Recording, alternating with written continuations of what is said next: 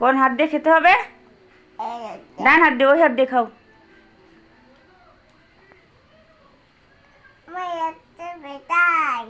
ব্যথাবে না, আস্তে আস্তে খেয়ে খেয়ে অভ্যাস করো।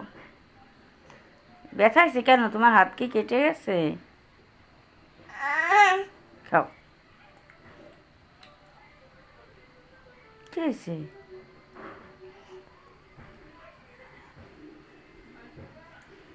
কি সুন্দর আমার আম্মু। ভাত খাও, কিছু ভাত খাও। খাও না, খাও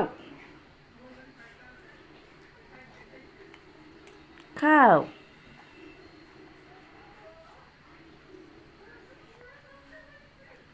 খাও। আম্মু, তুমি কি বাটিতে খাও? প্লেটে খাও না কেন?